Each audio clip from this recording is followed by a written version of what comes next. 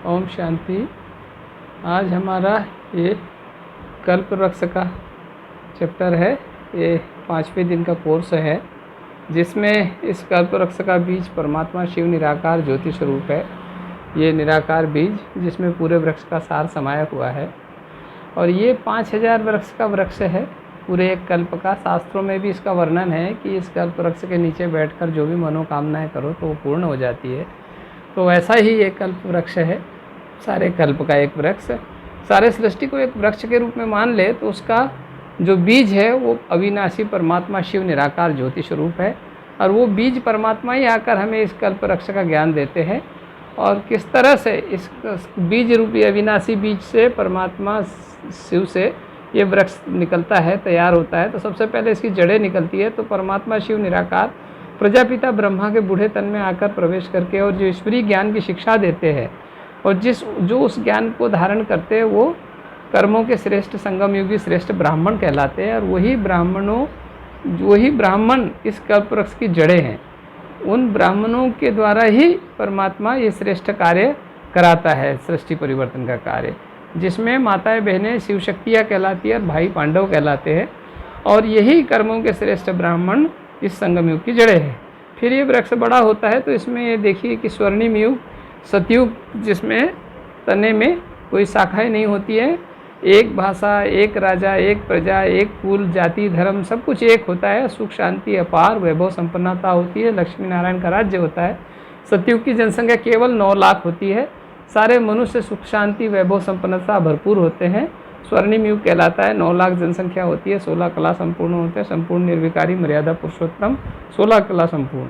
ऐसे देवी देवता यहाँ होते हैं। सूर्यवंशी घराना होता है, देवी देवता कुल का राज्य होता है।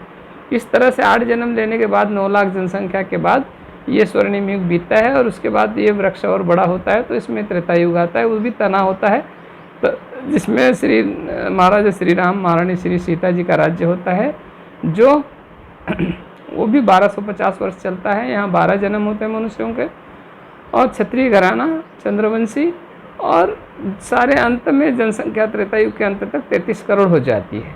पर ये यहाँ भी एक राज्य, एक भाषा, एक जाति, धर्म, सब कुछ एक होता है। सुख शांति वैभव संपन्नता, किसी प्रकार की दुख शांति नहीं होती, और चारों तरफ वैभव संपन्नता रहती है।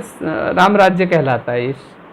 बस केवल सतयुग में 16 कला थी। यहाँ जो त्रेता युग होता है तो यहाँ 14 कला हो जाती है। मनुष्य थोड़े से कला में कम हो जाते हैं, देवी देवता, और यहाँ पे भी सिरताज देवी देवता होते हैं। और यहाँ अंत तक जनसंख्या 33 करोड़ होती है, इसलिए अभी भी हम 33 कोटि देवताओं की जय कहते हैं। मतलब वहाँ जो प्रजा या जो भी है, दास दासिया है, वो भी देवी देवता कहलाते हैं। तो इस तरह से ये 2 युग यहाँ बीतते हैं। तो ये वृक्ष में तब तक एक भी डालियाँ नहीं होती और कोई द्वैत नहीं होता है। पर द्वापर युग आता है तो इसमें 2 मत हो जाती है, या 2 विचारधाराएँ हो जाती है। धर्म सत्ता अलग हो जाती है, राज सत्ता अलग हो जाती है, इसलिए द्वापर, 2 पर। तो सबसे पहले इसमें इस्लाम धर्म की स्थापना होती है। इब्राहिम द्वारा इस्लाम धर्म की पहली शाखा निकलती है, जो यहाँ देख रहे हैं ना पेड़ में। फिर दूसरी शाखा आती है बुद्ध द्वारा, ये इब्राहिम द्वारा इस्लाम धर्म, ये बुद्ध द्वारा, गौतम बुद्ध द्वारा बुद्ध धर्म, फिर ये शंकराचार्य द्वारा संन्यास धर्म, फिर ये ईसा मसीह द्वारा ईसाई धर्म। तो इस तरह से ये 4 शाखाएँ बड़ी बड़ी यहाँ इस द्वापर युग में आती है। और जो देवी देवता यहाँ थे सतयुग त्रेता में, यही देवी देवता साधारण होकर के अपने को आत्मा के बजाय शरीर समझते हैं। फिर इनमें काम क्रोध लोभ मोह अहंकार बुराई विकार आ जाते हैं। इन विकारों के वशीभूत ये कर्म करते हैं, ये अपने आप को समझते हैं, देह समझते हैं। इस वजह से इनमें देह अभिमान आने से दुख शांति आती है, और ये भक्ति करना शुरू करते हैं। तो पहले एक शिव की भक्ति, अव्यभिचारी भक्ति होती है, फिर धीरे धीरे भूल जाते हैं, तो फिर अनेक देवताओं की भक्ति करने लगते हैं। तो ये तने में चल रहे हैं। इनमें से कुछ थोड़ी सी आत्माएं यहाँ इब्राहिम द्वारा इस्लाम धर्म की कुछ आत्माएं परमधाम से आई, कुछ इसमें से इसमें चली गई। कुछ यहाँ बुद्ध धर्म की आत्माएं परमधाम से आई, कुछ इसमें से चली गई। फिर इसी तरह से ये संन्यास धर्म में चली गई, कुछ ये ईसाई धर्म में चली गई। इस तरह से ये कुछ देवी देवता अपने हिंदू, यहाँ से जो देवता थे वो साधारण होने से हिंदू कहलाते हैं, भक्ति करते हैं, और इस तरह से तने में चल रहे। फिर वो भक्ति की भी अवस्था कमज़ोर होती चली जाती है, और अंत में फिर यहाँ देख रहे हैं कि ये कलयुग की समय आती है जब अनेक देवी देवताओं की एक साथ भक्ति करते हैं मनुष्य, भक्ति की अवस्था कम होती चली जाती है। फिर अंत में 5 तत्वों की पूजा करने लग जाते हैं वो देवी देवता, अपने को भूल जाते हैं। आप ही पूज्य, आप ही पुजारी बन करके, और अपने ही देवी देवताओं के तस्वीरों की, मूर्तियों की पूजा करते हैं और फिर धीरे धीरे उनकी भक्ति कम होते होते 5 तत्वों की भक्ति शुरू हो जाती है। ये पेड़ भी और बड़ा हो जाता है, इसमें और शाखाएं आ जाती है। गुरु नानक देव जी द्वारा सिख धर्म की स्थापना होती है, जैन धर्म की स्थापना होती है, फिर अनेक और छोटे छोटे धर्म, मठ, मंडल, पंथ आ जाते हैं।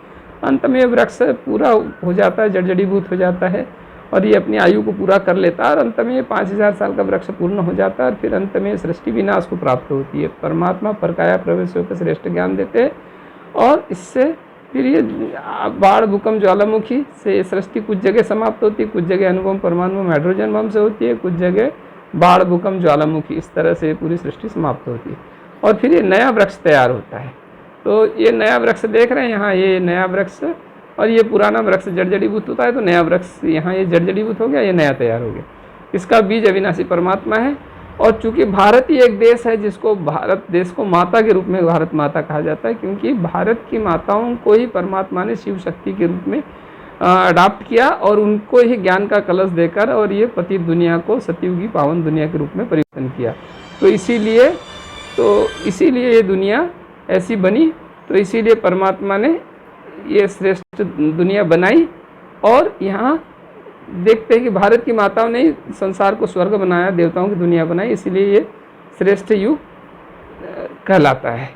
तो इस तरह से ये परमात्मा ने ये दुनिया श्रेष्ठ बनाई और इस तरह से ये श्रेष्ठ दुनिया बनती है। और यहाँ ये इसलिए भारत की माताओं को गायन होता है, भारत माता की जय कहा जाता है, क्योंकि भारत की माताओं ने ही इस पतित दुनिया को शिव शक्ति बनकर पावन बनाया था। इसीलिए इस भारत माता की जय जयकार होती है, गुणगान होता है। तो इसीलिए शिव शक्ति का गायन आज भी शास्त्रों में है, क्योंकि परमात्मा ने उन्हीं शिव शक्तियों के द्वारा परमात्मा ने श्रेष्ठ ज्ञान की धारणा करके और हमको पावन बनाया था। अच्छा, ओम शांति।